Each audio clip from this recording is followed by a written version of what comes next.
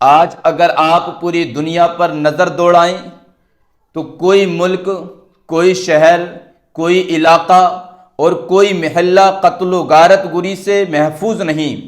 ہر چیز مہنگی سے مہنگی تر ہوتی چلی جا رہی ہے۔ بس صرف ایک انسان کا خون ہے جو نہایت ہی سستا ہے۔ انسانی جان کی کوئی اہمیت نہیں، بے دریغ گلیوں اور کوچوں میں بہایا جا رہا ہے۔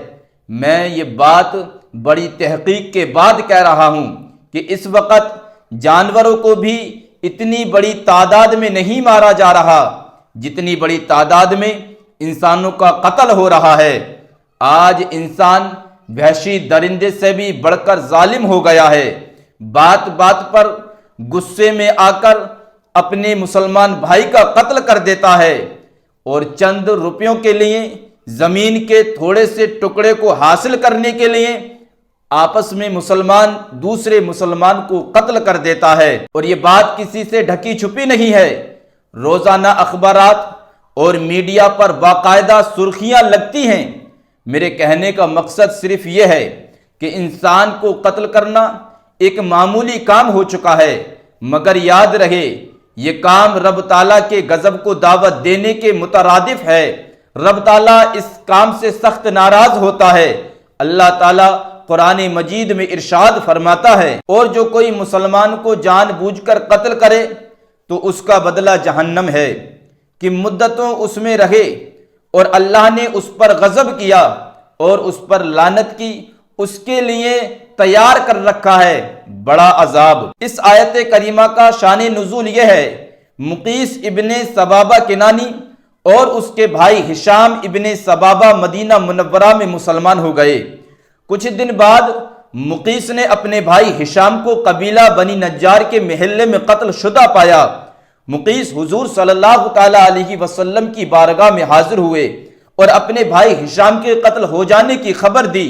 نبی پاک صلی اللہ تعالی علیہ وسلم نے ایک شخص کو جو بنی فہر کے قبیلے سے تھا مقیس کے ساتھ بنی نجار کے یہاں بھیجا کہ حضور صلی اللہ تعالی علیہ وسلم حکم دیتے ہیں کہ اگر تمہیں قاتل کا پتہ ہو تو اسے مقیس کے حوالے کر دو تاکہ اس سے قصاص لیا جائے، اور اگر تمہیں قاتل کا پتہ نہ ہو تو تم سب مل کر ہشام کی دیت 100 اونٹ مقیس کو دے دو۔ جب بنی نجار کو یہ پیغام پہنچا تو انہوں نے صدق دل سے کہا، سمعینا و اطعنا، ہم کو قاتل کا پتہ نہیں، البتہ ہم دیت دیتے ہیں۔ انہوں نے 100 اونٹ مقیس کے حوالے کیے۔ مقیس اور وہ رسول اللہ صلی اللہ تعالی علیہ وسلم کا قاصد فہری مدینہ کی طرف واپس ہوئے۔ مقیس کے دل میں بدی آئی، اس نے فہری کو قتل کیا اور دیت کے اونٹ لے کر مرتد ہو کر مکہ معظمہ بھاگ گیا اور خوشی میں یہ اشعار گاتا ہوا بھاگا، میں نے فہری کو قتل بھی کر دیا اور اپنے بھائی کی دیت بھی بنی نجار کے سرداروں سے لے لی، مجھے اپنا بدلہ خوب مل گیا اور اب میں اپنے بتوں کی طرف رجوع کرنے میں اول ہوتا ہوں۔ جب یہ خبر رسول اللہ صلی اللہ تعالی علیہ وسلم کو پہنچی تو آپ کو بہت صدمہ ہوا۔ اس واقعے پر یہ آیت کریمہ نازل ہوئی، اور جو کوئی مسلمان کو جان بوجھ کر قتل کرے تو اس کا بدلہ جہنم ہے کہ مدتوں اس میں رہے، اور اللہ نے اس پر غضب کیا اور اس پر لعنت کی اور اس کے لیے تیار کر رکھا ہے بڑا عذاب۔ محترم حضرات، آپ نے قرآن کریم کی آیت اور اس کا شان نزول سنا، اور یہ بھی سنا کہ جو کوئی مسلمان کو جان بوجھ کر قتل کرے تو اس کا بدلہ جہنم ہے۔ اب آئیے کائنات کی ابتدا کی طرف چلتے ہیں اور سنتے ہیں کہ کائنات کا پہلا قتل کب ہوا اور یہ قتل کس نے کیا۔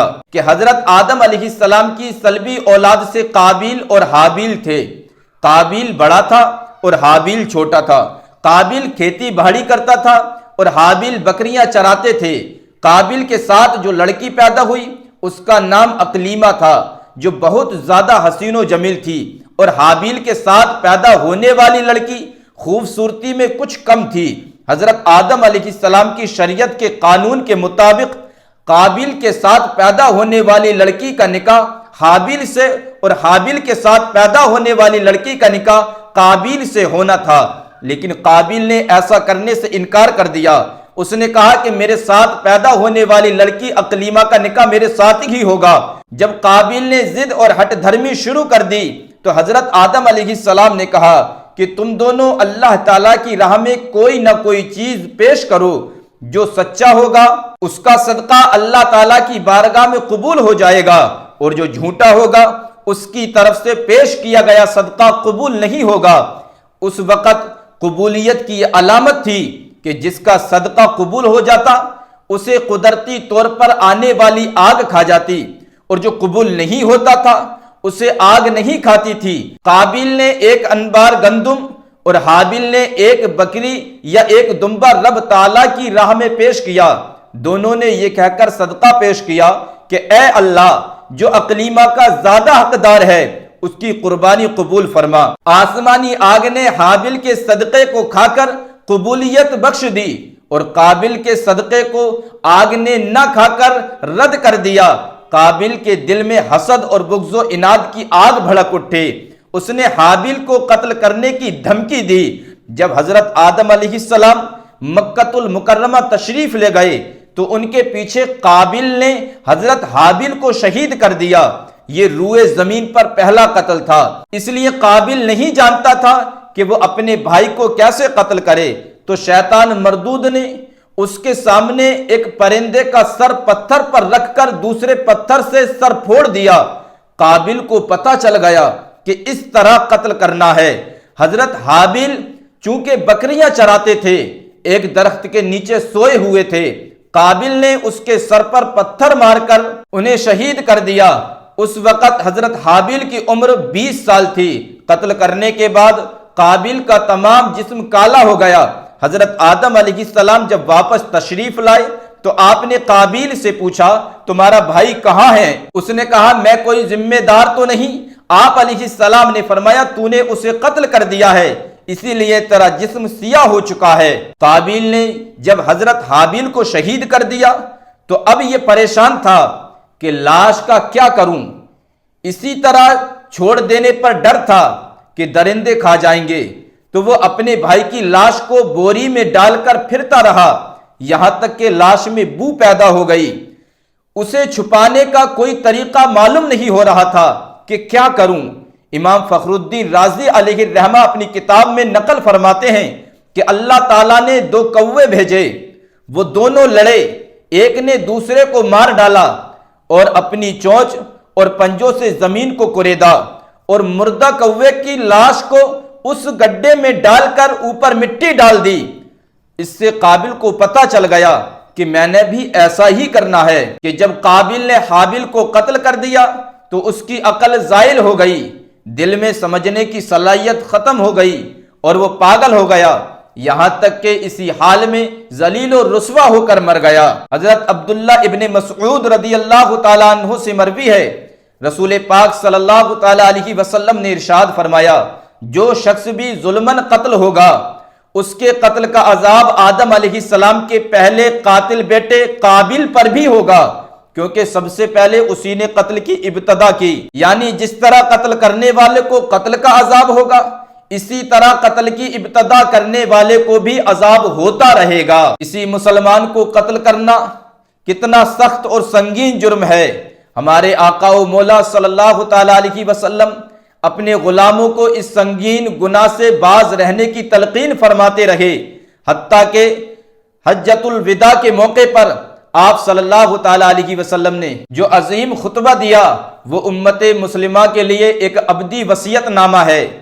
اس میں اس بات پر سب سے زیادہ زور دیا گیا کہ مسلمان آپس میں ایک دوسرے کا خون نہ بہائیں۔ رسول اللہ صلی اللہ تعالیٰ علیہ وسلم نے ارشاد فرمایا تمہارے خون، تمہارے مال اور محمد بن سیرین کی روایت کے مطابق تمہاری آبروئیں ایک دوسرے کے لیے ایسی ہی حرمت رکھتی ہیں جیسے تمہارے اس مہینے میں تمہارے اس شہر مکہ اور تمہارے اس دن یوم عرفہ کی حرمت ہے۔ تم سب اپنے پروردگار سے جا کر ملو گے، پھر وہ تم سے تمہارے اعمال کے بارے میں پوچھے گا، لہٰذا میرے بعد پلٹ کر ایسے کافر یا گمراہ نہ ہو جانا کہ ایک دوسرے کی گردنیں مارنے لگو۔ خوب اچھی طرح سن لو کہ جو لوگ یہاں موجود ہیں وہ ان لوگوں تک یہ بات پہنچا دیں جو موجود نہیں، کیونکہ ہو سکتا ہے کہ جس کو یہ بات پہنچائی جائے وہ اصل سننے والے سے زیادہ اسے محفوظ رکھے۔ پھر فرمایا یاد رکھو کیا میں نے پیغام پہنچا دیا؟ حضرت عبداللہ ابن عباس رضی اللہ تعالیٰ عنہ روایت کرتے ہیں کہ ایک موقع پر سید عالم صلی اللہ تعالیٰ علیہ وسلم نے ارشاد فرمایا، اگر آسمان و زمین کے تمام لوگ کسی ایک مسلمان کو قتل کرنے کے لیے جمع ہو جائیں تو اللہ تعالیٰ ان سب کو گنتی اور حساب کے بغیر عذاب دے گا۔ حضرت عبداللہ ابن عمر رضی اللہ تعالیٰ عنہ فرماتے ہیں، میں نے رسول اللہ صلی اللہ تعالیٰ علیہ وسلم کو دیکھا کہ آپ کعبے کا طواف کر رہے تھے اور کعبے سے خطاب کرتے ہوئے فرما رہے ہیں کہ تو کتنا پاک ہے، تیری خوشبو کتنی اچھی ہے، تو کتنا عظیم ہے اور تیری حرمت کتنی بڑی ہے۔ قسم اس رب کی جس کے قبضہ قدرت میں محمد صلی اللہ تعالیٰ علیہ وسلم کی جان ہے، یقیناً ایک مومن کی حرمت رب تعالیٰ کے نزدیک تیری حرمت سے بھی زیادہ عظیم ہے، اس کے مال کی بھی، اس کے خون کی بھی، اور اس بات کی بھی کہ ہم اس کے بارے میں اچھے گمان کے سوا کوئی اور گمان کریں۔ حضرت عبداللہ ابن عمر رضی اللہ تعالیٰ عنہ سے روایت ہے کہ رسول اللہ صلی اللہ تعالیٰ علیہ وسلم نے ارشاد فرمایا، اللہ تعالیٰ کے نزدیک پوری دنیا کا ختم ہو جانا کسی مسلمان کے قتل سے بہتر ہے۔ حضرت عبداللہ بن صامت رضی اللہ تعالیٰ عنہ سے روایت ہے کہ رسول اللہ صلی اللہ تعالیٰ علیہ وسلم نے فرمایا، جس شخص نے کسی مومن کو ظلم سے ناحق قتل کیا تو رب تعالیٰ اس کی کوئی نفلی اور فرض عبادت قبول نہیں فرمائے گا۔ محترم حضرات، قتل کی وعیدیں تو آپ نے سنی، مومن کو قتل کرنا تو بہت سنگین جرم ہے، فقط اس کی جانب ہتھیار سے اشارہ کرنا بھی جرم ہے۔ حضرت ابو ہریرہ رضی اللہ تعالیٰ عنہ سے روایت ہے کہ حضور صلی اللہ تعالیٰ علیہ وسلم نے ارشاد فرمایا، تم میں سے کوئی شخص اپنے مسلمان بھائی کی طرف ہتھیار سے اشارہ نہ کرے، تم میں سے کوئی نہیں جانتا کہ شاید شیطان اس کے ہاتھ کو ڈگمگا دے اور وہ قتل ناحق کے نتیجے میں جہنم کے گڑھے میں جا گرے۔ محترم حضرات، آج ہمارا حال یہ ہو چکا ہے کہ دیگر لوگ آج مسلمانوں کو ڈراتے ہیں، دھمکاتے ہیں، مسلمانوں پر کھڑے ہو جاتے ہیں۔ آج تو یہ بدبخت بہت خوش ہیں کہ ہمیں کوئی پکڑنے والا نہیں، مگر جب تمہاری سانس بند ہوگی اس وقت تمہیں اس ظلم کا مزہ چکھنا ہوگا۔ ایک بات اور بھی یاد رہے کہ بعض لوگ ملک سے باہر، شہر سے باہر، علاقے سے باہر بیٹھ کر مسلمانوں کا قتل عام کرواتے ہیں، اپنی سیاست کی روٹیاں سیکنے کے لیے، عہدہ بچانے کے لیے، اپنی آمدنی جاری رکھنے کے لیے قتل و غارت گری کا بازار گرم کرتے ہیں۔ وہ بھی سن لیں، وہ بھی عذاب الہی سے نہیں بچ سکتے۔ نبی پاک صلی اللہ تعالیٰ علیہ وسلم سے پوچھا گیا کہ اگر کوئی شخص کسی کو قتل کے ارتکاب کا حکم دے تو اس کا کیا حکم ہے؟ اس پر آپ صلی اللہ تعالیٰ علیہ وسلم نے ارشاد فرمایا، آگ کے 70 حصے کیے جائیں گے تو قتل کا حکم دینے والے کے لیے 69 حصے ہوں گے اور قتل کرنے والے کا ایک حصہ اور وہی اس کے لیے کافی ہو جائے گا۔ نبی پاک صلی اللہ تعالیٰ علیہ وسلم نے ارشاد فرمایا، قیامت کے دن قاتل اور مقتول کو لایا جائے گا تو مقتول کہے گا، اے میرے رب، اس سے پوچھ کہ اس نے مجھے کس بات پر قتل کیا۔ قاتل ایک اور شخص کی طرف اشارہ کر کے کہے گا کہ مجھے اس نے حکم دیا تھا۔ دونوں کے ہاتھ پکڑ کر انہیں آگ میں پھینک دیا جائے گا۔ اے دشمنان اسلام کے اشاروں پر مسلمانوں کا قتل عام کرنے والوں، کان کھول کر سن لو، قیامت کے دن تمہیں گھسیٹ گھسیٹ کر جہنم کی آگ میں پھینک دیا جائے گا۔ ان ظالموں کے متعلق اللہ تعالیٰ کے حبیب صلی اللہ تعالیٰ علیہ وسلم نے 1400 سال پہلے ارشاد فرمایا۔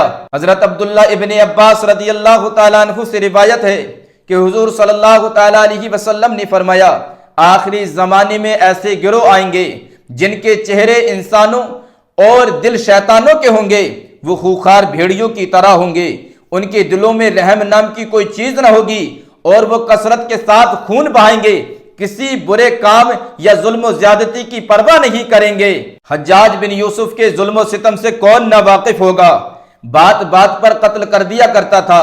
اس کے ظلم و ستم کے بارے میں علماء اور محققین فرماتے ہیں کہ قیامت کے دن تمام امتیں اپنی اپنی قوم کے ظالم بادشاہ کو پیش کریں گی اور مسلمان صرف حجاج بن یوسف کو پیش کریں گے تو یہ تمام ظالموں پر بازی لے جائے گا۔ حجاج کے ظلم کا اندازہ اس بات سے لگائیں کہ لوگوں کو قتل کرنا اس کے لیے معمولی بات ہوتی تھی۔